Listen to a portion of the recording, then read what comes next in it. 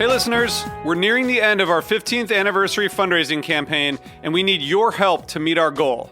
This campaign offers you a chance to win a unique food and music experience in one of the most exciting cities in America. Here's how it works.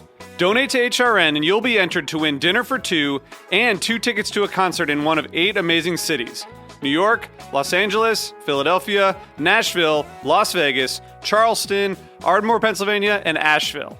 All donations support our work educating food system storytellers.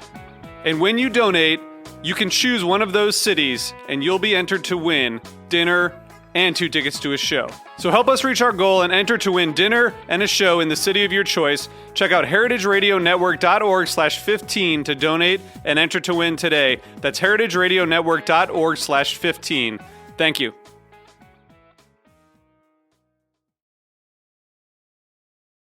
This piece has been brought to you by Bonnie Plants, bonnieplants.com.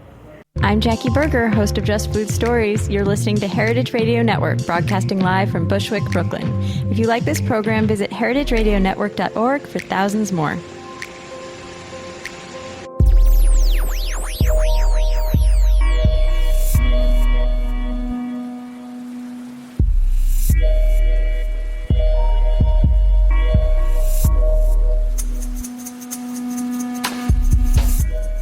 All right, thanks so much for tuning in to the Heritage Radio Network. We are coming to you, as always, from the back of Roberta's Pizza here in Bushwick, Brooklyn. Today you're listening to The Farm Report, and I'm your host, Erin Fairbanks. And I got to start the top of the show by shouting out here at the network. We are in the midst of our summer pledge drive. We do count on the support of our listeners to keep our programming alive. So if you believe in our work, please take a moment, visit the website, www.heritageradionetwork.org, click the Donate tab, and become a member.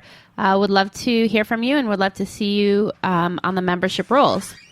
Today, we are jumping into a conversation on micro dairy farming. I'm super excited to be joined on the line by Steve Judge of Bob White Systems. Steve, welcome to the show. My pleasure to be here. Thank you very much. So I want to kind of, start by getting a sense of what micro dairy farming is. How micro is micro? Well, we generally call it 10 cows or less on any one farm, or the equivalent in goats or sheep or water buffalo. But the whole concept is to keep your operation at a scale where you can sell all your milk directly to consumers and maintain control of both your milk and its price.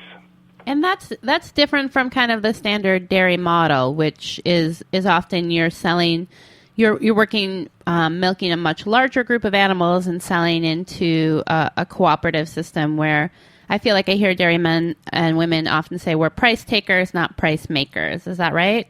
Well, that's exactly right. If you're a large commercial dairy farmer, you lose control of your milk and its price once it's picked up at your farm. That's unfortunate. Any region of the country that can grow grass can also produce milk, and many communities in this country could and should have access to delicious, locally produced farm-fresh milk and dairy products. And they could. It's just going to take a little bit of rethinking of the dairy industry and how we deliver milk to consumers. Well, I want to get a little sense before we tuck too much more in at kind of your background and how you came to start Bob White Systems. Can you give us a little bit of info on how you got into agriculture and then where the kind of idea to pursue the work you do at Bob White came from? Sure. The short answer is I grew up next to a dairy farm in eastern Massachusetts, and from the time I could walk, I spent most of my days down there with the cows and playing in the hay loft and just absorbing what was going on. In high school, I went on to work at that dairy farm. And dairy farm is always, often referred to it as a disease. Once the dairy industry gets into your blood, it's pretty hard to shake it. And I haven't just been a dairy farmer all my life. I've worked in heavy construction. I've managed several co-ops. I've been a self-employed carpenter. But I always come back to it. I've owned and operated about 5 dairy farms through the years. A couple of those I rented.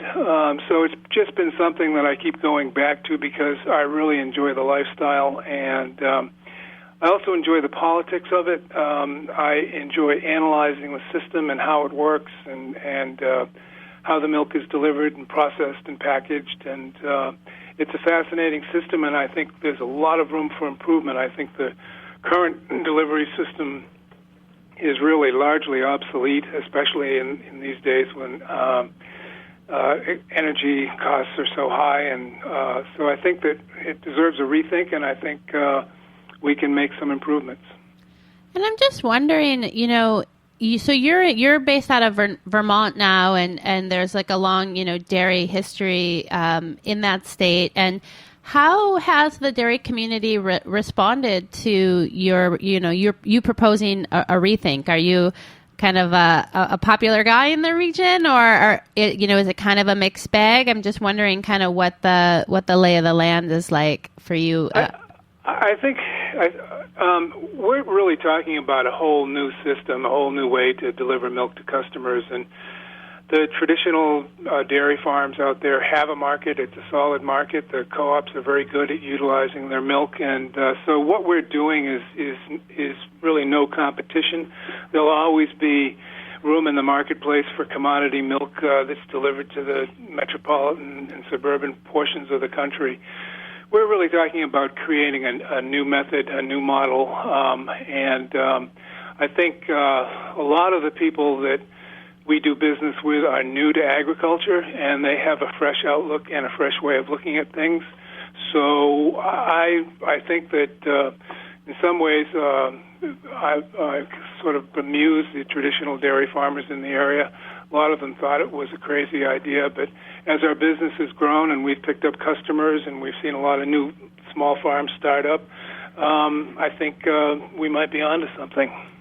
Well, I want to get into shortly, Lili, the new kind of pasteurization system that you guys have debuted. But before we get there, let's talk a little bit about Bob White Systems. For folks who haven't had a chance to peruse the website or get a sense, what are we going to you for? What is the service that Bob White is providing to folks who are looking to kind of enter the agriculture sphere?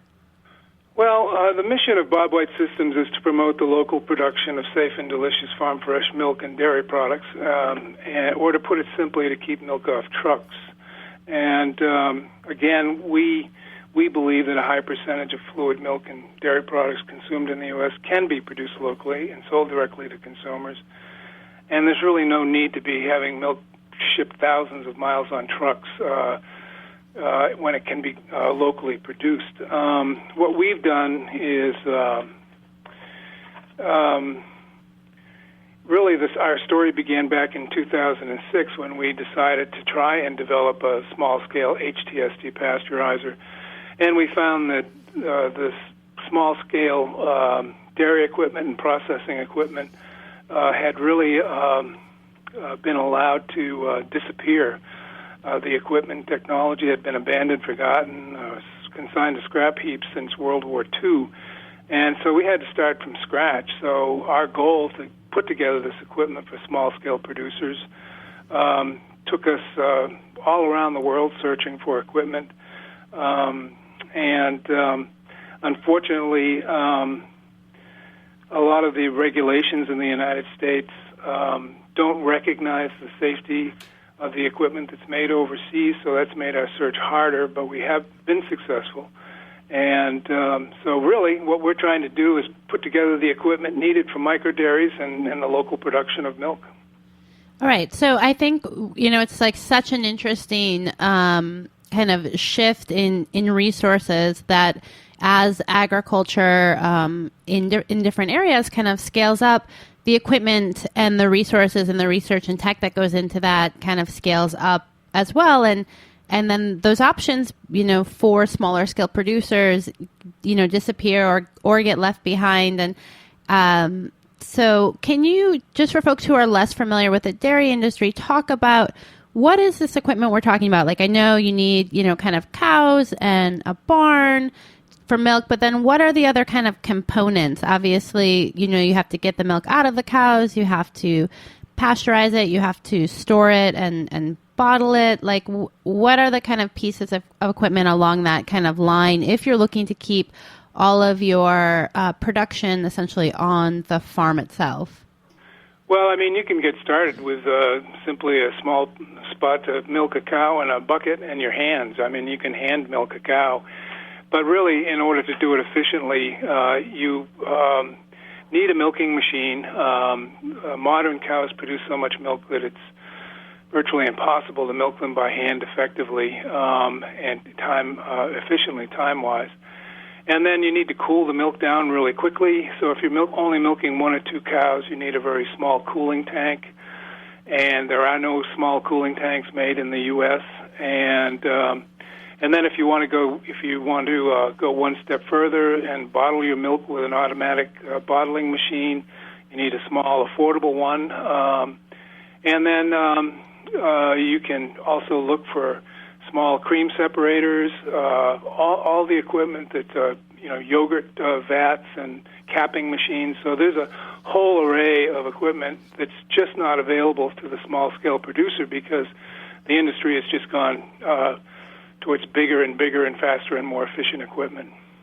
And I want to clarify, you said a term earlier, HTST. Is that, I'm guessing high temperature short term, but I'm not sure. Well, it's close. High temperature short time. Short time. Yep. And studies and testimonials of all kind have basically say that milk that's processed by high temperature short time pasteurization is that produces the highest quality milk as judged by flavor and nutritional value, especially when compared to vat pasteurizers. It used to be thought that vat pasteurizers produce the highest quality milk, but recent studies have turned that notion on its head, and really HTST, which essentially you heat the milk up to 161 or 62 degrees and hold it there for 15 seconds, and then you recool it, and then you put it into another cooling tank. And it's really in our machine, in our Lily, the milk isn't in the machine any longer than 2 minutes. If you use a vat pasteurizer, the milk could be in the vat for 4 to 5 hours, 6 hours, as you heat it up slowly and cool it down slowly. So it's a very efficient way to pasteurize milk, and just happens to be the best way to pasteurize milk as well. And just to clarify, that's like your opinion, or? Oh no, that's not. It's no longer mine. Okay. No, I mean Neville McNaughton of the Cheese Source recently came out with a whole article about the difference between HTST and vat pasteurization, and he was very clear in his paper that all kinds of evidence points to the fact that HTST is a superior way to pasteurize milk, especially for cheese making. Yeah, that was, I guess, my other question is, like, when thinking about kind of pasteurization, the kind of time temperature continuum, how that maybe changes or stays the same depending on what the end product you're going for, whether it's fluid milk or yogurt or cheese or other, ice cream, other milk products. Is there kind of a one-size-fits-all, like, pasteurization technique in the industry, or does it kind of shift depending on, like, what you want to actually end up using the milk for? Well, I think in my opinion, the one-size-that-fits-all is the HTST. However, unfortunately, in this country, delivering fresh milk with a 14-day shelf life can sometimes be difficult, especially in small batches. So the industry seems to be headed towards ultra-high pasteurization, which heats up the milk at a much higher temperature and holds it there for a lot less time, but it does a lot more damage to the flavor and the nutritional value of the milk, which is unfortunate because it really doesn't need to be done that way. Good HTST pasteurization gives the milk plenty of shelf life. Excellent. Well, we are going to take just a short break, but before we do, I wonder if you can share with us, just because I think it's a nice story, the name Bob White, where that came from. That comes from a bobwhite is actually the eastern quail, and the eastern quail in New England was once very common. It has a distinctive bobwhite call that I remember lying in bed and listening to when I was a little kid on hot nights when I couldn't go to sleep. And as the pastures have grown in and we've experienced reforestation here in New England, the bobwhite has become very rare. However, with the resurgence of small-scale agriculture and the reclamation of some of that habitat, we're beginning to see the bobwhite come back, and they're becoming not common, but not unheard of. Excellent. Thanks so much, Steve. We're going to take just a short break. When we come back, I want to talk about the lily. So hang tight. You're listening to the Heritage Radio Network, and we'll be right back.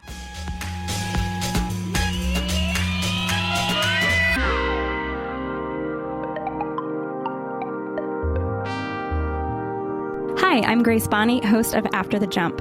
This summer, Heritage Radio Network is turning 5. Since our launch in 2009, we've continued to bring you food and culture content like nobody else, and we need your help.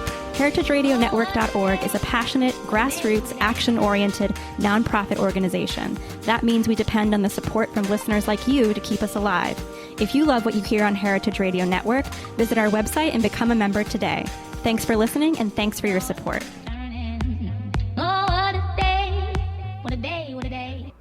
Hello, do-it-yourselfer. Ever thought about gardening? If you can build that window box, you can build a raised bed in your backyard. Bonnie veggie and herb plants in raised beds make a fast weekend project with a big payback. Fresh, grow-them-yourself tomatoes and peppers, kale, basil and thyme, and so much more. Bonnie plants are healthy and strong and help jumpstart your garden. So get growing. Plans and how-tos at bonnieplants.com. This is Brooks Headley, the pastry chef at Del Posto in Manhattan, and you are listening to Heritage Radio Network. All right, we're back. You're tuned into the Farm Report, and we are on the line with Steve Judge of Bob White Systems. We're talking about small-scale dairy farming and dairy production in the Northeast.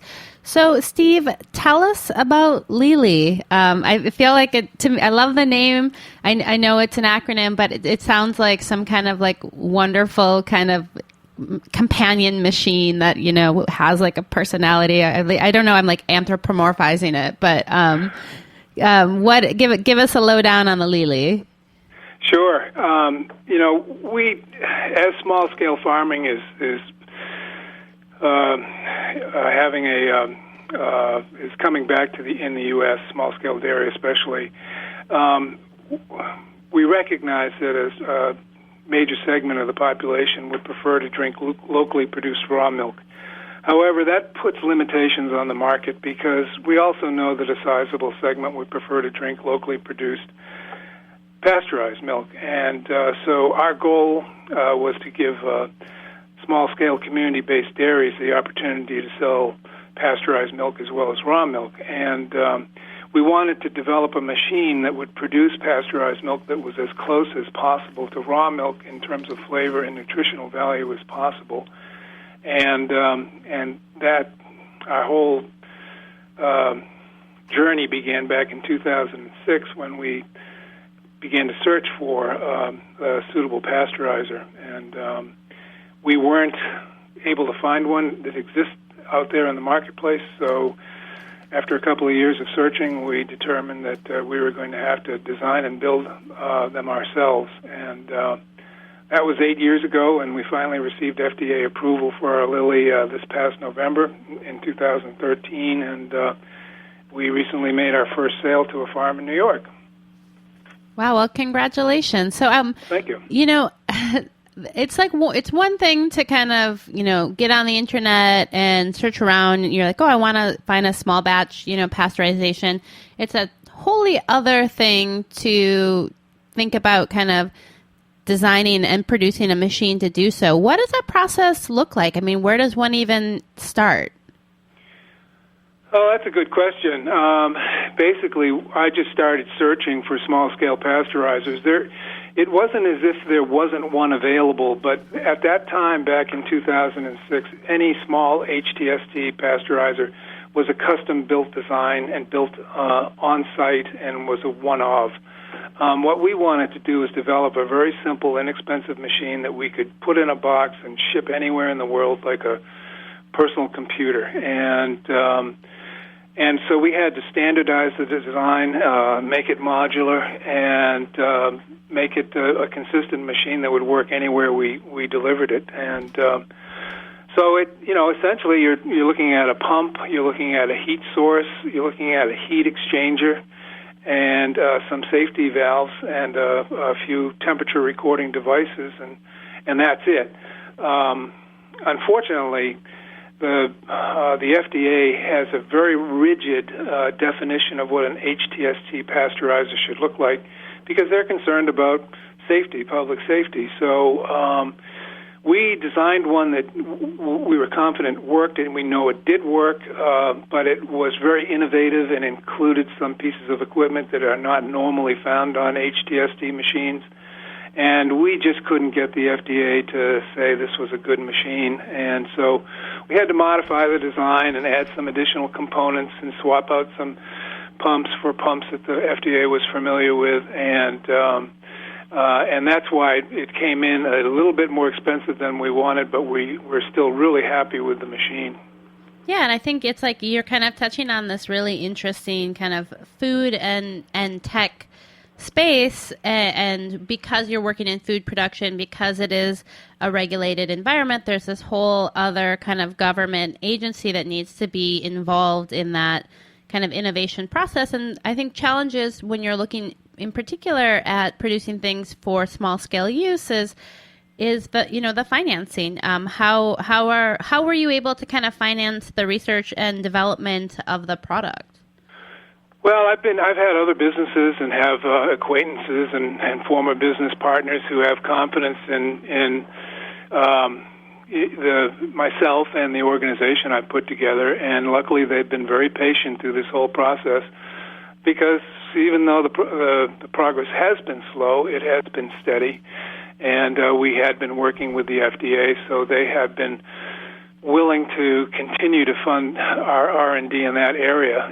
In the meantime, the other aspect of our business, which is selling all sorts of other small-scale milk handling and processing equipment, has grown to the point where that's producing a significant income, which is helping offset the R&D costs at this point. So we still have a ways to go, but things are definitely on the upswing, and we have a great group of investors who have been very supportive. Yeah, my sense is that's like a newer space for folks to think about investing in innovations in the kind of food sphere. I also was curious to know that on your website you're offering financing for folks who want to purchase the machine, and I'm wondering, just because I don't know, is that kind of like a typical offering, and why you decide to do that, and what some of the kind of like challenges of setting up that aspect of the business have been? Well, it's actually quite common in agriculture. I mean, any kind of agricultural equipment these days is very expensive, and it's very rare for any farmer to be able to just write a check. Back when I was a kid working on a farm in Conway, Massachusetts, the farmer I was working for decided to sell his cows because he went to buy a new tractor, and he found he couldn't pay for it from the cash he had on hand and wasn't going to take a loan out. So he sold his cows. But nowadays, financing is very common in agriculture, and there are many organizations that are used to doing agricultural loans. So we don't provide the financing ourselves or the lease programs ourselves, but we are connected to agricultural organizations, financing organizations that do, and we can help people locate them and make the connections and get them up and running. Well, so let's talk a little bit about the nuts and bolts of the Lili. What is the kind of volume that it's designed to handle? And it's also interesting that you can pasteurize other kind of non-dairy items as well. So how do you kind of anticipate folks using it, and what's the kind of scale that folks can expect it to be able to manage? Well, our standard Lili pasteurizes at a rate of 2 gallons per minute. The first prototype we designed went 1 gallon per minute. But when we had to raise the price, we decided to double the output so people would get more for their money. It's really does a great job with the milk because it is so gentle. We've had the nutritional value of our milk that's been run through a Lilly analyzed by a lab, and believe it or not, there is not much difference between our milk and raw milk, especially in the flavor end of it, but there's very little in terms of nutritional losses or degradation, which we're really, really excited about. But all it requires is a 220 amp service, a 120 amp service, and a water supply and a floor drain, and you just plug it in and go. It's not a complicated machine to run. In fact, when people come to see demos of the machine, we caution them that it's actually pretty boring. You're just pushing a couple of buttons and standing there and watch the machine work, because at the beginning of the cycle, it sanitizes itself with hot water. You don't have to use any chemicals. It then moves into the pasteurization phase at 2 gallons per minute. So if you have 100 gallons of milk to pasteurize, it takes 50 minutes. And then you put it into the clean phase or cycle, and it completely cleans itself, requires no attendance, and you can just, once you're done with the pasteurization and put it into the cleaning mode, you can walk away and go do whatever you want to do. So compared to a vat pasteurizer, it is just a huge time saver. And what's the size of it? I mean, could I put it in my Brooklyn apartment, or? Yeah, you'd probably have trouble getting it up the stairs, though. It's about 6 feet tall, 5 feet wide, or 5 feet long, and 2 feet wide. So it's very compact for the job it does. It has its own heat supply. Like I said, all you got to do is plug it in and go. It's really pretty simple, and it's kind of nifty. It's I really enjoy running it. So do you envision, I mean, I guess like in, your magic, like Steve Judge world where you have complete kind of control and power, that's the world I often imagine is where I have complete control and power, not you, but we'll see. Yeah. Do you see this being kind of this shift looking like, this kind of rise in small-scale micro dairies kind of across the Northeast where folks are coming onto the farm to pick up, their weekly share of like milk and cheese and yogurt? Or, I mean, how does it kind of like play out? What's the kind of next step? Well, unfortunately, it does cost more than we had anticipated. However, we still do get many inquiries from micro dairies, but what it plugs into is really the local food movement and people wanting to know where their food comes from. And, if you're buying milk from the farm down the road and you can see the cows and you can visit the farm and see how clean it's kept and how clean the cows are, I think that's what people are looking for. So we generally, the inquiries that we've received so far from dairy farmers are people milking maybe 10 to 20, all the way up to 200 cows. And though the larger farmers just want to pasteurize and sell a portion of their production locally, usually on farm stores or, do home delivery or whatever. But we're still letting the market kind of determine what the highest and best use of the lily is. We've had calls from people who want to pasteurize beer, sugarcane juice, coffee products, coffee drinks. So, anything that needs to be pasteurized that has the same viscosity as fluid milk, the lily can do it. If somebody wanted to pasteurize thicker fluids, such as ice cream mix or cream itself, we'd have to make a couple of modifications, but they're easy, and we can still build a machine that can do that as well.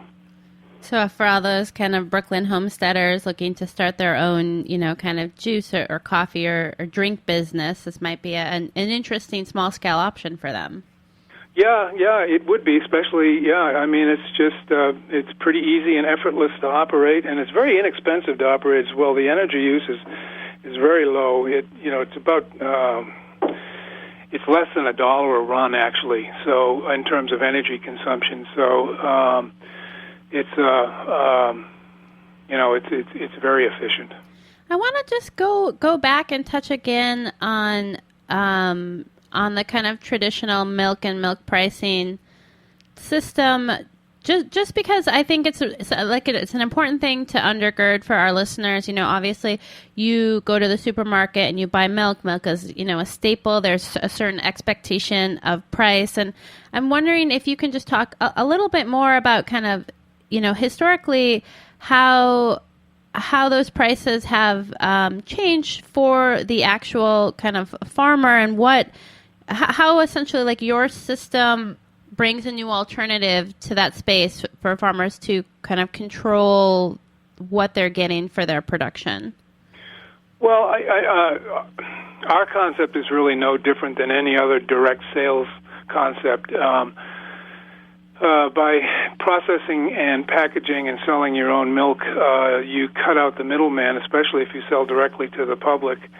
Or you can do a little bit better if you sell wholesale to local markets to sell as well. But historically in this country, the problem has been that milk. U.S. dairy farmers are extremely intelligent and extremely efficient, and they can produce a lot of milk for not very much money. And as a result, the milk supply in this country is in almost a chronic state of oversupply. Recently, exports have been able to pick up the slack a little bit and get more milk off the market, but that oversupply has constantly had a depressing effect on the prices that farmers receive for their milk. So, and this has been something that's been going on for generations, and certainly all my life. And I've been in the dairy business for 50 years. So the alternative is to sell your milk directly. There are other alternatives that are in place in other countries in the world, but politically I don't think they would work here in the U.S. and have never been, so far haven't been adopted. So right now, the first and best and most logical alternative to get more money for your milk is to process it yourself and sell it directly. Well, so we're just about out of time, but I wanted to share one of the kind of fun parts of your website. There was some kind of fun facts, I guess, about cows, and I just want to share a few that I was surprised to learn. One, relating to milk, that it takes approximately 10 pounds of milk to equal 1 pound of cheese, and that a cow produces on average 100 pounds of manure a day, which blew my mind. And then kind of this last one I wanted to kind of touch on with you before we say goodbye was that cows enjoy music but not rock music. Can you tell us a little bit more about that? Sure. Quickly, basically music for cows in a barn is like white noise. It basically filters out any loud or intrusive noises that may scare them. So if you have nice, soft music playing in the background, it will basically filter out any clanging of metal gates or anything that might startle the cows. And when cows are startled, if they're lying down, they can get up quickly and injure themselves. So it's nice to have some good background music that's soothing for the cows. And they don't like heavy metal, but a little bit of rockin' and rollin' country or something like that they like, as long as it's just not really invasive. Awesome. Well, Steve, thank you so much for joining us and sharing some of your work today. It's been really great talking with you. Great. Well, I hope your listeners go to our website, bobwhitesystems.com, and explore it. I think it's a lot of fun. Excellent. I would definitely recommend it for the trivia facts alone. Okay, great. Thanks so much again to everyone out there tuning in. Just a final reminder, we are doing the membership drive this month, so please consider visiting the website where you can check out all 35 of our weekly shows, our daily news content, and you can click that donate tab to become a member today. You can also find our programs on Stitcher and iTunes if you prefer to listen to us there. And then we would love to see your support on our social media streams. Find us on Facebook, Instagram, Twitter, whatever your pleasure is, we're there. Thanks so much again for listening to the Farm Report, and keep tuned in.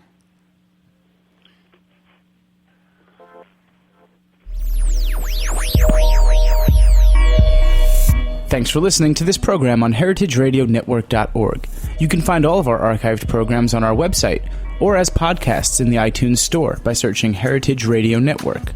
You can like us on Facebook and follow us on Twitter at @heritage_radio. You can email us questions at any time at info@heritageradionetwork.org. Heritage Radio Network is a nonprofit organization. To donate and become a member, visit our website today. Thanks for listening.